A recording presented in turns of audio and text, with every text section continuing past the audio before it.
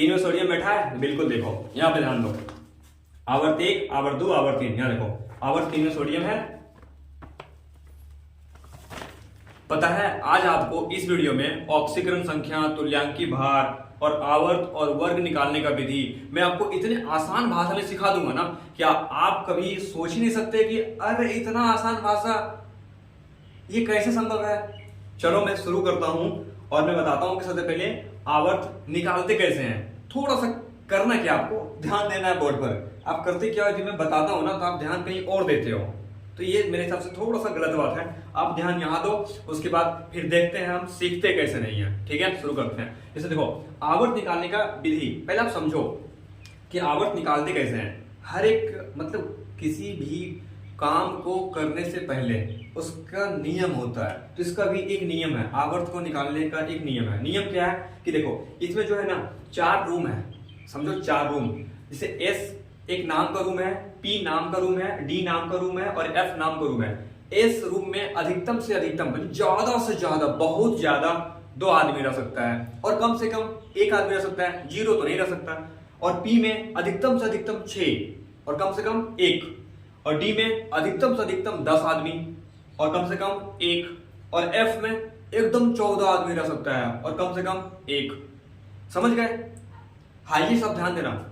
अगर यहां तक क्लियर हो तो मैं आगे बढ़ता हूं। अब देखो इसका जो विधि है निकालने का, समझना, इसका नाम है 1s, 2s, 2p, 3s, 3p, 4s और 3d।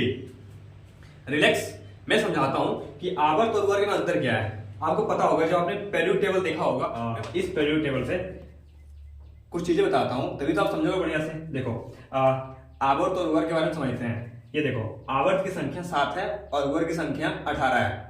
अब बोलोगे ये क्या बता रहे हो, बताओ ना दिखा करके। जैसे देखो यहाँ पे ये देखो, ये जो है ना आवर्त 1, आवर्त 2, आवर्त 3, ये देखो टोटल 7 है। आवर्त 1, 2, 3 नहीं समझ आ रहा है। जैसे देखो ये स्केच पेन है, तो ऐसे जो सोया हुआ घर है ना, 1, 2, 3 ऊपर से नीचे जब आओगे तो मिलेगा 7 को आपको, 7। तो आवर्त 7 और 1, 2, 3, 4, 5, 6 टोटल 18। तो वर्ग 18 और आवर्त 7। लेकिन क्वेश्चन पूछ दे कि जो सोडियम है, अगर क्वेश्चन पूछे कि जो सोडियम है ये किस आवर्त का है, ये किस आवर्त का है, तो कैसे निकालोगे? देखो इसको निकालने का सबसे इजी और आसान नियम क्या है, बस इस विधि का आप प्रयोग कर दो। ये रामबाण विधि है। करो क्या, एस में कितना इलेक्ट्रॉन, यहाँ पे लिखो 1s, इसका विधि बता रहा हूं। 1s कितना 2, उसके बाद 2s, एस में कितना, ये 2 नहीं देखना, एस देखना है, कितना 2, समझ रहे हो? उसके बाद क्या है 2p, p में कितना इलेक्ट्रॉन, अधिकतम 6, तो 6 लिख दिया।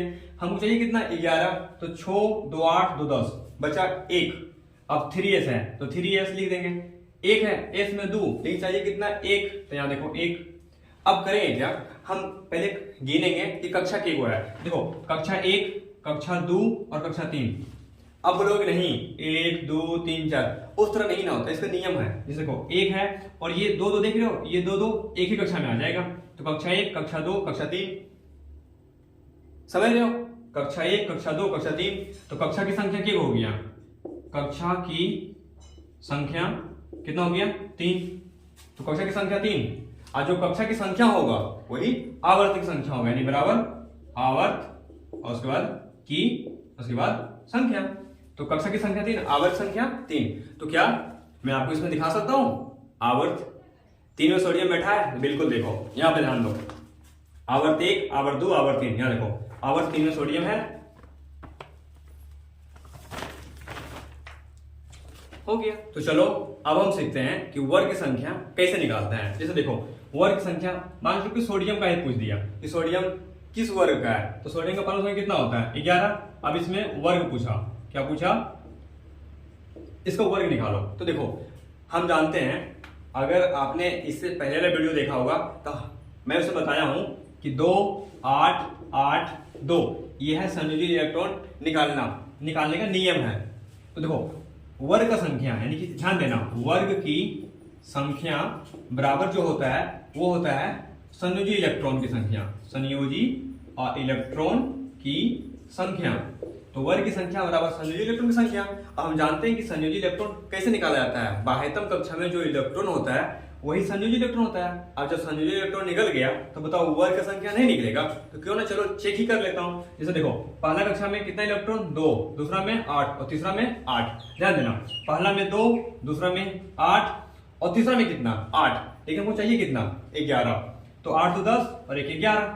तो बाह्यतम कक्षा में कितना इलेक्ट्रॉन 1, तो संयोजित इलेक्ट्रॉन यही तो हो गया संयोजित इलेक्ट्रॉन, यानी संयोजित इलेक्ट्रॉन की संख्या कितना 1। तो जो संयोजित इलेक्ट्रॉन की संख्या वही वर्ग का संख्या, तो वर्ग कितना 1। समझ लो वर्ग कितना 1। और वर्ग पता होना चाहिए कि वर्ग ये खड़ा वाला होता है और इसको जब सुताओगे तो आवत बन जाता है। तो क्या वर्ग 1 में सोडियम है? देखो यहाँ पे वर्ग 1 ये है, तो वर्ग 1 में कहीं सोडियम दिखाई दे रहा? हाँ, तो पता चलेगा कि यहाँ देखो सोडियम है, वर्ग 1 में सोडियम है। देखो वर्ग 1 यहाँ लिखा होगा, वर्ग 1 में सोडियम देखो यहाँ, ये देखो हो गया। इस तरह के सोडियम आप आराम से निकाल सकते हो। तो आप एक काम करना, मैग्नीशियम, एल्यूमिनियम और सल्फर, सिलिकॉन, उसके बाद फास्फोरस, उसके बाद आर्गन आई मीन पोटासियम, उसके बाद आर्गन, उसके बाद कैल्शियम, ये सब का वर्ग और आवर्त की संख्या निकाल करके मेरे कमेंट बॉक्स में भर दो, तब मैं मानूंगा कि आप सीख गए हो बड़े तरीके से। तो चलो अब हम सीखते हैं ऑक्सीकरण संख्या निकालना।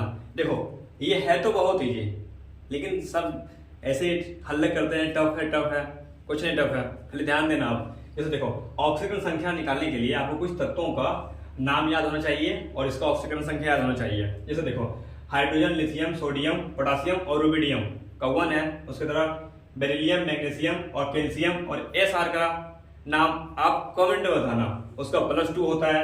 उसके बाद अच्छा मिट गया, यहाँ देखो ये है फ्लोरीन, ये है फ्लोरीन, क्लोरीन, ब्रोमीन और I का नाम आप कमेंट में बताना, उसका -1 मतलब जहां जहां ये सब रहेगा ना उसका 1, 2, -1 और ये है ऑक्सीजन अकेला, इसका -2 होता है। अब सीखते हैं निकालते कैसे हैं। जैसे बोला कि H2SO4 में S का ऑक्सीकरण संख्या है कितना, तो देखो जिसका पूछेगा ना उसको हम X मानेंगे। सबसे पहले क्या करेंगे कि H2SO4 का ऑक्सीकरण संख्या मानेंगे 0, पहला कंडीशन 0। अब देखो जिसका पूछा उसको X मानो, तो यहां मान लो X। अब ध्यान दो हाइड्रोजन के गो है 2 गो और हाइड्रोजन का ऑक्सीजन संख्या 1 होता है, तो क्या करेंगे 1 गुना 2 और +X, उसके बाद फिर प्लस देंगे। अब ऑक्सीजन में कितना होता है 2, तो -2 के गो है 4 गो है तो 4। समझे कि नहीं समझे? अब इसको आप सोल्व बराबर 0, इसको आप सोल्व कर दो, 1 गुना 2 तो 2 +X और प्लस 4 दूना यहाँ पे -8 आ रहा है =0। इसको हम यहाँ लिख रहे हैं, देखो यहाँ पे जोड़ सकते हैं, कितना आएगा x -6 = 0, x = 0 + 6, x = 6। तो H2SO4 में सल्फर का ऑक्सीजन संख्या कितना आ गया 6।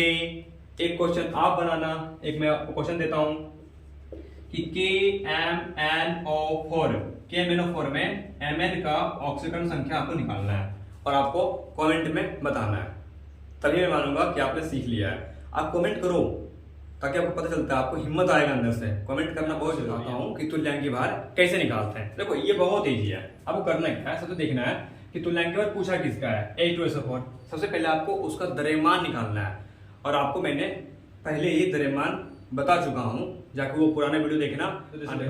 H पहले जो है लिख लो, H है के गो 2 गो, तो H का परमाणु संख्या कितना होता है 1 और परमाणु द्रव्यमान भी 1 होता है। के गो है 2 गो, तो 1 गुना 2 = 2 और S के गो है S है 1 गो है, तो S का परमाणु द्रव्यमान परमाणु संख्या 16, परमाणु द्रव्यमान 32, तो यानी कि 32 हो जाएगा। तो कितना आ गया 32, यानी कि 32 गुना अगर 1 करेंगे तो कितना आएगा 32। और ऑक्सीजन के गो है, ऑक्सीजन तो 4 गो है, तो ऑक्सीजन परमाणु संख्या 8 और परमाणु द्रव्यमान 16, तो कितना आ गया 16 गुना 4, तो कितना आ रहा है 64। और जोड़ोगे कितना आएगा 4 2 6 2 8, यानी 8 और 6 3 9, कितना आ गया 98 आ गया। अनुशुद्ध द्रव्यमान तो निकल गया 98, तुल्यांकी भार अनुशुद्ध द्रव्यमान 98 निकल गया, तो यहाँ पे बैठा दो 98। अब अम्ल की क्षारकता कितना है, तो देखो यहाँ हाइड्रोजन मतलब जल में घुल करके ये 2 मुक्त करता है, तो उसी क्षारकता कहते हैं, तो ये 2 आ गया। काटोगे कितना आएगा 49। Decision sir. ठीक है, मिलते हैं अगले वीडियो में।